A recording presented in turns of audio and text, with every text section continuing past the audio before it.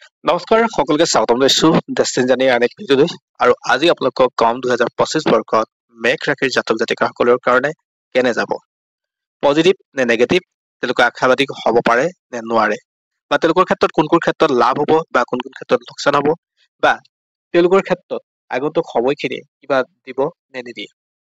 গতিকে আপোনালোকৰ ভিডিঅ'টো শেষলৈকে চাব আৰু ভিডিঅ'টো মই এষ্ট্ৰলজিৰ মাধ্যমে আপোনালোকক বুজাই দিবলৈ যত্ন কৰিম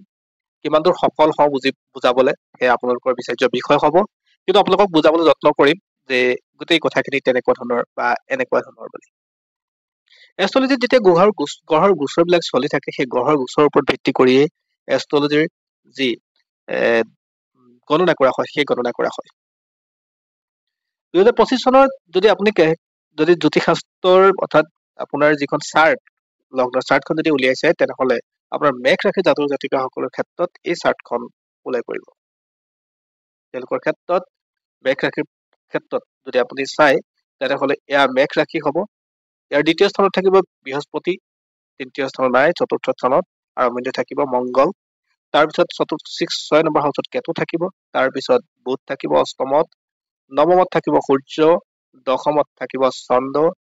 একাদশত শনি থাকিব শুক্ৰ থাকিব আৰু দ্বাদশত থাকিব ৰাহু অৰ্থাৎ এই সিস্টেমতে জ্যোতিষশাস্ত্ৰৰ যি চাৰ্ট অৰ্থাৎ লগ্ন চাৰ্ট বনিব আৰু এনে অৱস্থাত কোনকেইটাৰ কাৰণে কেতিয়া লাভ হ'ব লোকচান হ'ব বা তাকে জনাম আপুনি ভিডিঅ'টো শেষলৈকে চাব ভিডিঅ'টো অলপ দীঘলীয়া হ'ব পাৰে গতিকে কোনো বেয়া নাপাব বা স্কিপ নকৰাকৈ চাবলৈ যত্ন কৰিব কিমানখিনি আপোনাৰ কাৰণে পজিটিভ হ'ব আপুনি গম পাব মেঘ লগ্নৰ অধিকাৰী গ্ৰহ হ'ল মংগল আৰু মংগল আছে ইয়াৰ চতুৰ্থ স্থান যেতিয়া মংগল থাকে ইয়াৰ নিচ ৰাশি অৱস্থাত বুজায় অৰ্থাৎ প্ৰথম ষ্টাৰ্টিঙত যদি আপুনি গোটেই বছৰটো চাই তেনেহলে নিচস্থ অৱস্থাত মংগল থাকিব আৰু মংগল নিচস্থ থাকিব ক'ত আছে ফৰ্থ হাউচত আছে ফৰ্থ হাউচ হ'ল আপোনাৰ ঘৰখন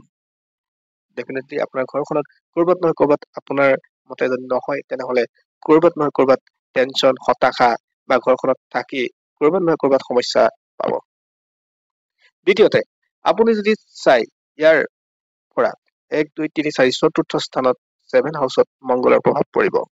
অৰ্থাৎ এইখিনি সময়ত বিবাহ বাৰু এই ঘৰখনত থকাৰ সমস্যাই হওক এইখিনি সময়ত বিবাহ বাৰু হওক আপোনাৰ কৰবাত নহয় কৰবাত টেনচন থাকিব প্ৰথম আৰম্ভণি সময়ত এনেকে হ'ব তাৰ পিছৰ কথাখিনি যদি চাও তেনেহলে আপোনাৰ প্ৰভাৱ পৰিব বৃহস্পতি গোচৰৰ ওপৰত বৃহস্পতি 2025 মে মাহলৈকে বৃহস্পতি এই স্থানতে থাকিব আৰু বৃহস্পতি এই স্থানত আপোনাৰ কথা বতৰাবিলাক খুব ধুনীয়া মধুৰ কৰি তুলিব আপোনাৰ কমিউনিকেশ্যন স্কিল যথেষ্ট ভাল কৰি তুলিব আৰ্থিক দিশৰ ক্ষেত্ৰত কিছু কিন্তু সাৱধানতা কৰি তুলিব কাৰণ ই অষ্টম হাউচত প্ৰভাৱ পেলায় আৰু 6 নম্বৰ হাউচত প্ৰভাৱ পেলায় সাধাৰণতে এই পইচা খৰচ হিচাপে হেলথত খৰচ হোৱাৰ যোগ মুকলি কৰি দিয়ে তো গতিকে আপোনাৰ কমিউনিকেশ্যন ভাল হ'ব পইচাৰ ক্ষেত্ৰত কিন্তু ইয়াত খৰচ কৰাব এই কথাখিনি আপুনি এবাৰ মন কৰিব কাৰণ পঞ্চম দৃষ্টিৰে 1 2 3 4 পঞ্চম দৃষ্টিৰে চাই আছে এই স্থানটোত তাৰ পিছৰটো হ'ল এই কৰ্মস্থানটোতহে চাই আছে অৱশ্যে কৰ্মস্থানটো ঠিক ঠাক চলিব যদি পইচা খৰচৰ ক্ষেত্ৰত আপোনাৰ সমস্যা আহিব তাৰ পৰৱৰ্তী যদি চাওক মে মাহৰ পিছত অৰ্থাৎ 2024 মে মাহৰ পিছত আপোনাৰ ডেট অফ বাৰ্থত এই বৃহস্পতি গোচৰ আহি যাব এই স্থানলৈ বৃহস্পতি আছে আজিৰ তাৰিখত ইয়াত আহিব ইয়ালৈ মে মাহৰ পিছত আৰু মে মাহৰ পিছত আহিলে আপোনাৰ কাৰণে লাভ হ'ব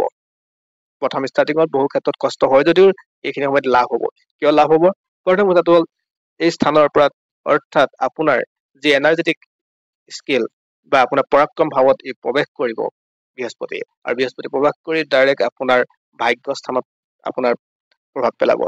ভাগ্যৰ জীৱনৰ উন্নতিৰ চকৰি এই ভাগ্য স্থানত আপোনাৰ প্ৰভাৱ পেলাব তো ডেফিনেটলি আপোনাৰ কাৰণে লাভ হ'ব তাৰ পিছৰটো হ'ল আপোনাৰ এই স্থানত প্ৰভাৱ পেলাব লাভৰ স্থানত যিকোনো বস্তু কিনিলে হওক বা বিকিলে হওক আপোনাৰ বা যেতিয়াই যি কথাই হওক মানুহে সদায় লাভৰ কাৰণে চিন্তা কৰে অৰ্থাৎ বৃহস্পতি আপোনাক লাভ স্থানটো আপোনাক মানে প্ৰভাৱ পেলাব গতিকে আপোনাৰ ক্ষেত্ৰত লাভ হ'ব দ্বিতীয়তে বিভিন্ন ঠাইত যাত্ৰা কৰাত সহায় হ'ব ভাগ্যস্থানৰ লগত সম্পৰ্ক আছে আপোনাৰ উচ্চ শিক্ষাৰ লগত ডেফিনেটলি আপোনাৰ উচ্চ শিক্ষাৰ বাধাবিলাক দূৰ হ'ব তাৰোপৰি বিভিন্ন ধৰ্মীয় অনুষ্ঠান দৰ্শন বিভিন্ন তীৰ্থযাত্ৰা কৰিব পৰাকৈ আপোনাৰ যোগ থাকিব বিভিন্ন ঠাই আপোনাৰ যাত্ৰা ক্ষেত্ৰত সহজ হৈ পৰিব পিতৃৰ লগত যি মতানৈক্য আছে সেই মতানৈক্য আপোনাৰ দূৰ হ'ব গতিকে বৃহস্পতি স্থানৰ পৰিৱৰ্তন হোৱাৰ লগে লগে আপোনাৰ ক্ষেত্ৰত লাভ হ'ব মে' মাহৰ 15 তাৰিখ মানৰ পিছৰ পৰা, অৰ্থাৎ 2025-ৰ লাভ হ'ব। তাৰোপৰি এই আৰু এটা লাভ হ'ব বিবাহ। যিসকলৰ বিবাহৰ ক্ষেত্ৰত বাধাপ্ৰাপ্ত হৈছে সেইসকলৰ বিবাহৰ ক্ষেত্ৰত গুৰুৱে সহায় কৰিব। অৰ্থাৎ তাৰ আগলৈকে বিবাহৰ যি সমস্যা আছে খুট খাট সেই সমস্যাবিলাকো দূৰ হ'ব। গতিকে বৃহস্পতি 2025-ত মেষ ৰাশিসকলৰ কাৰণে লাভান্বিত কৰি তুলিব। অৱশ্যে ইয়াত আৰু এটা কথা থাকিব, ইয়াত শনি বিৰাজমান হৈ থাকিব। শনি আৰু শনি কুম্ভ ৰাশিত থাকিব আৰু প্ৰায় মাৰ্চ মাহৰ পিছৰ পৰা 30 মাৰ্চৰ পিছৰ পৰা শনি এই স্থানলৈ গমন কৰিব দ্বাদশ হাউচলৈ। আৰু শনি দ্বাদশ হাউচত যেতিয়া গমন কৰিব তেতিয়া ইয়াত মেষ ৰাশিৰ ব্যক্তিৰ কাৰণেও চাৰে চাতি আৰম্ভ হ'ব। শনিৰ চাৰে চাতি বুলি ক'লে বহুত মানুহে ভয় খায়, কিন্তু শনিৰ চাৰে চাতি সদায় কৰ্মফলৰ ওপৰত বিশ্বাস কৰে। শনি সদায় কৰ্মক গুৰুত্ব দিয়ে। আপুনি যেতিয়া চাৰে চাতি চলিব সিমানে আপুনি কৰ্মৰ প্ৰতি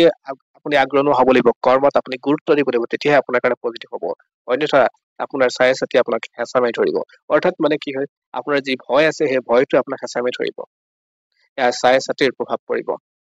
অৱশ্যে তাৰ আৰু এটা কথা আছে, আজিৰ তাৰিখত ৰাহু মীন ৰাশিত আছে আৰু মে' মাহৰ পিছত ৰাহু কুম্ভ ৰাশিলৈ গমন কৰিব। এই ৰাহু আৰু শনি এই দুইটাই ইয়াত একেলগে সংযোগ হ'ব। এই সংযোগে কিন্তু আপোনাৰ কিছু ক্ষেত্ৰত চাকৰি বাকৰি বা কৰ্মস্থানৰ ক্ষেত্ৰত কিছু প্ৰভাৱ পেলাব, প্ৰায় 2 মাহমান প্ৰভাৱ পেলাব। সেয়াও কিন্তু নগণ্য হ'ব। তাৰ ওপৰত মেইন কথাটো হ'ল আপোনাৰ কৰ্মস্থান বা অৰ্থাৎ কৰ্মফলৰ ওপৰত বিশ্বাস কৰাটো। আপুনি যিমানে কৰ্মফলক গুৰুত্ব দিব সিমানে আপোনাৰ কাৰণে লাভান্বিত কৰি তুলিব। গতিকে এইখিনি সময় আপোনাৰ ক্ষেত্ৰত তেনে যাব আৰু বছৰটোৰ অধিকাংশ সময় আপোনাৰ কাৰণে পজিটিভ থাকিব। আপোনাৰ ধৰ্মস্থান ভ্ৰমণ কৰাব, কৰ্মস্থানত আপোনাক বিলিভ কৰাব, আপোনাৰ লাভ দিব, আপোনাৰ স্বাস্থ্যৰ উন্নত ঘটাব। কাৰণ যেতিয়া বৃহস্পতি ইয়াত আছে, ইয়াৰ পৰা এই স্থানত যেতিয়া বৃহস্পতিয়ে আপোনাৰ স্বাস্থ্যত যেতিয়া লোকচান দি আছে, গতিকে এই স্থানলৈ আহিলে ডেফিনেটলি স্বাস্থ্যৰ ক্ষেত্ৰত আপোনাৰ লাভ দিব। গতিকে মেষ ৰাশি জাতক জাতিকাসকলৰ বাবে 2025টো যথেষ্ট আশাবাদী ফলদায়ক বুলি ক'ব পাৰি। কাৰণ ভাগ্যস্থানত বৃহস্পতিৰ প্ৰভাৱ পৰিব আৰু ভাগ্যস্থানত যাৰ প্ৰভাৱ পৰে সেই ব্যক্তিৰ ক্ষেত্ৰত লাভদায়কে হ'ব। গতিকে সেইসকল ব্যক্তিৰ ক্ষেত্ৰত চিন্তা কৰিবলগীয়া কথা নাথাকে। তেওঁলোকৰ বছৰটো ইতিবাচক হ'ব আৰু তেওঁলোকে ভবামতে কামবোৰ যদি কৰি যায় বা তেওঁলোকে শনিয়ে যেতিয়া চাৰে চাতি প্ৰভাৱ পেলাব সেই সময়ত যদি তেওঁলোকে কৰ্মক যদি অধিক গুৰুত্ব দিয়ে, বৃহস্পতিৰ যি লাভ স্থান আৰু ভাগ্যস্থানত যি বৃহস্পতিৰ যি প্ৰভাৱ আছে সেই গোটেই সমূহীয়াক যদি একলগ কৰো, তেনেহলে মেষ ৰাশি জাতক জাতিকাসকলৰ কাৰণে বছৰটো যথেষ্ট ভাল বুলি ক'ব পাৰি। ধন্যবাদ। পুনৰ আন এক ভিডিঅ'ত আপোনাক সকলোকে লগ পাম। আজিলৈ সামৰিছো।